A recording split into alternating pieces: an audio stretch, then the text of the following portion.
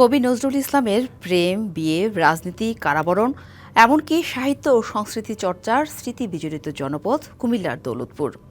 সেখানকার সেই স্মৃতিচিহ্নগুলো এখন ধূসর। অযত্ন ও অবহেলায় নষ্ট হচ্ছে ঐতিহাসিক নিদর্শন। ১৯২১ সালের এপ্রিলে প্রথমবার কুমিল্লায় আসেন কাজী নজরুল ইসলাম। এখানেই তাকে ঘিরে জড়িয়ে আছে নানা ঘটনা, গল্প। তিনি সৃষ্টি করেছেন গান, কবিতা, জড়িয়েছেন প্রেম ও বিয়েতে। দৌলতপুরে নজরুল মঞ্চ এবং মুরাদনগরে একটি মুরাল সহ কুমিল্লা জুড়ে আছে বিদ্রোহী কবির নানা স্মৃতিচিহ্ন। তবে নেই সংরক্ষণের যথাযথ উদ্যোগ। এখানে যদি একটা স্থায়ী একটা ইনস্টিটিউট না হয় নজরুলের, তাহলে দিনের দিন দেখা গেল দৌলতপুরের অবস্থা আরো খারাপ হয়ে যাবে। এই নজরুল মাঠে একটি অডিটোরিয়াম দাবি করছি।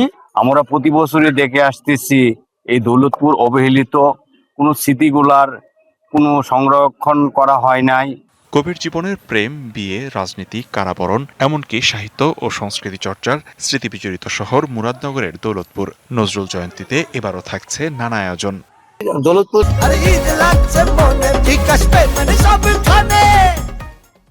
একটি সঙ্গীত বিশ্ববিদ্যালয় কিংবা নজরুল ইনস্টিটিউটের আরেকটি শাখা সেখানে স্থাপন করা হবে। নজরুলের স্মৃতিগুলো বাঁচিয়ে রাখতে নানা পরিকল্পনার কথা জানিয়েছে স্থানীয় প্রশাসন। আমি স্থানটি পরিদর্শন করেছি এবং সেখানে যে দেখেছি সেখানে আমাদের একটি কবি মঞ্চ রয়েছে। সেই মঞ্চে আমাদের এই আয়োজন করার জন্য প্রতি বছরই সেখানে কিছু না কিছু সংস্কার করা হয়ে থাকে। সামনের দিনগুলোতে, সামনের বছরগুলোতে আমাদের প্রচেষ্টা সবসময় অব্যাহত থাকে। কবির জীবনের গুরুত্বপূর্ণ অধ্যায় দৌলতপুরে নজরুলের স্মৃতিগুলো সংরক্ষণ জরুরি বলে মনে করছেন নজরুল গবেষকরা।